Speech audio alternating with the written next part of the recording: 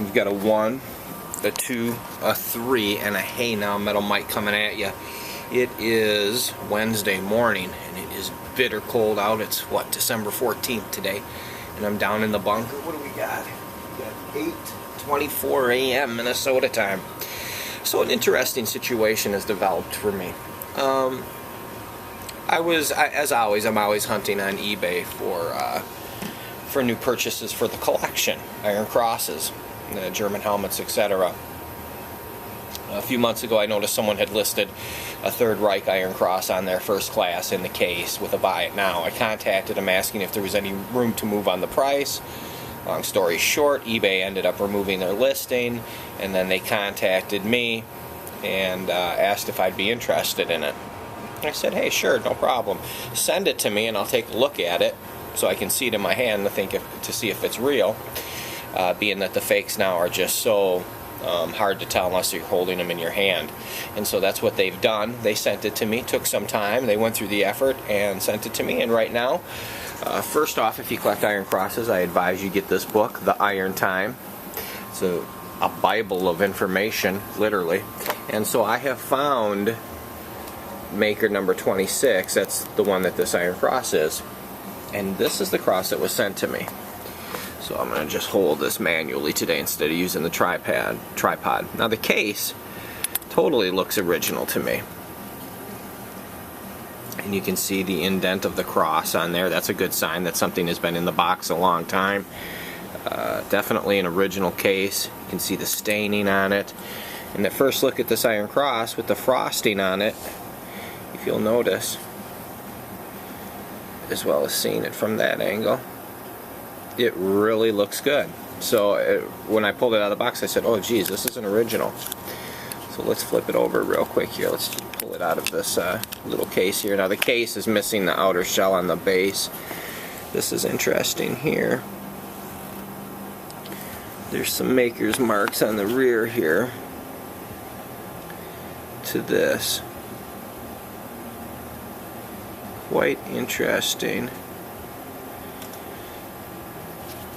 So let's pull this out here. I want to compare it to the picture I'm seeing in here. And that pin right now just doesn't sit right with me the way it's sitting right there. And here's another thing. I'm going to try to shine more light on this for you guys, though it'll probably just wash it out on you. Obviously you're looking for a seam on that frame there, and as I'm looking through, I'm actually looking through a magnifying glass, I do not see one. Here's another sign right there. You see that little chip on the end of the SWATC there? It's quite shiny where I'm at, which doesn't sit right. Now the cross itself in the center is magnetic. I mean, everything looks right. It looks to be three-piece construction. I'm just having a hard time with this seam on this. It's just so faint. It's almost non-existent. I will, of course, study it more. So, let's put this down here. And I'll tell you why I think it's a fake. So it has all the signs, but the seam is really hard to distinguish. And then if I apply a little pressure, it's very light too. But if I apply pressure, let's take this pin off real quick, or open it. And the pin just seems too light. Let's see if there'll be a little bit of give in the pin. I mean, it bends slightly, but this construction looks real cheesy right here. It just doesn't look right. It almost looks like a pot metal. So now, when I apply the pressure, this is my test for an Iron Cross. If I give it some pressure, it begins to bend. Either way, it bends, bends, bends. And to me, that means fake. So what I've done, I'm going to take a look now at this and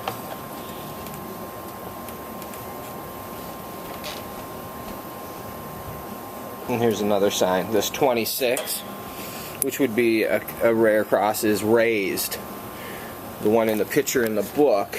Very similar, but this is the one right here from Russia with Love. It says that this maker, 26 BHS 316, that these came from Russia.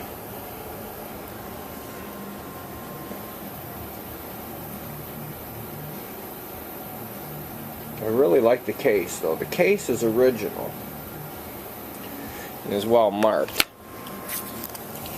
As you can see right there, there's another stamping on it.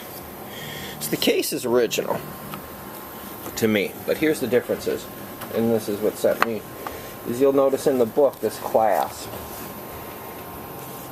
Quite a bit different from this one. Maybe you can't see that, but I can. You see that gap underneath there? This is more of a cylinder.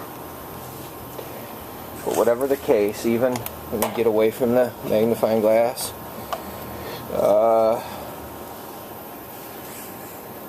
it's just really saying fake to me. Now if I flip it over, you know, it has signs, it's magnetic, but with being it bends and just a flimsy clasp on it, I don't think it's real. So my opinion is this Iron Cross is fake. So what I've done to back it up, I've already contacted the owner and said it's fake, but I wanted to make sure, because the case is real, and it's a great example. I've sent an email to who I consider to be the best in the business, Thomas Whitman, and if you can find his website on, Google search, Thomas Whitman, daggers. And so I've sent him an email with pictures as well, just to confirm my right and my opinion, because I can't remember where I read that if you could bend it and any pressure to any German metal, it would mean fake. Obviously, they did make some pot metal metals at the end of the war that were not as high quality as the other ones, but most of these metals were high construction, high quality. So right now, a couple other things, let's see here. As I just look at this cross, boy, I mean, it's got everything right to fool you. The real case, the magnetic, the frosting on the rear, but it also, to me, reeks of being fake. I don't see the three-piece construction. I see a slight seam, but almost it seems like it's just sanded out. Also, I'm not getting any movement from the iron core within the frame. Usually it will move slightly. So those are my opinions on the Iron Cross. So if you're out there buying Iron Crosses, just remember to be weary of one that you can bend. You should not be able to press into the center of any Iron Cross and have it bend easily.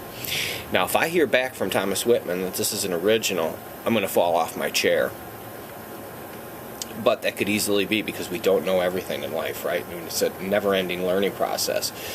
So if that's the case, boy, that's going to throw my whole world into a spin, because this is like the fourth one I've encountered where it's pressable and bendable. And so that could mean that I was wrong on the other ones that I turned down. But this one looks okay. It has everything that points right to it, but it also has things that point wrong to it. The detail is very important also on the cross with these little ridges here. So we're awaiting the news. The email's been sent. My bet is it's fake. And I'm repeating myself, but very interesting. I'm actually interested now, the more that I've looked, is the case. I have an Iron Cross First Class that doesn't have a case, so now I maybe will send an email to the owner asking if they just sell me the case. Very interesting, very interesting. Get this book. Get any book that you can for research and study. It's so utterly important that you have that ability to do your research and form your own opinion. Now, as you can see in this picture, this is stamped into it. On this one, it's raised.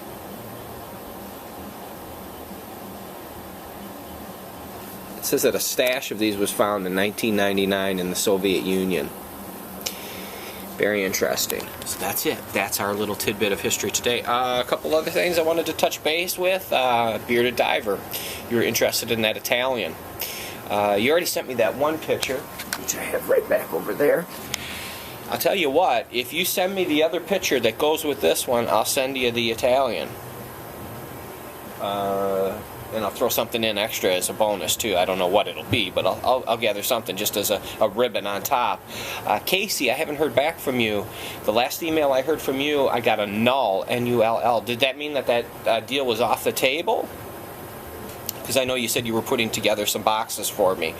If that's so, could you let me know when you're going to mail that out so I can make sure to watch for it? Because I'm just getting nervous with all this reports of all these thefts. It just seems to be rampant. So I'd like to be here to catch that. And also, I would love to box these up and get them out of here for you and have them ready to go.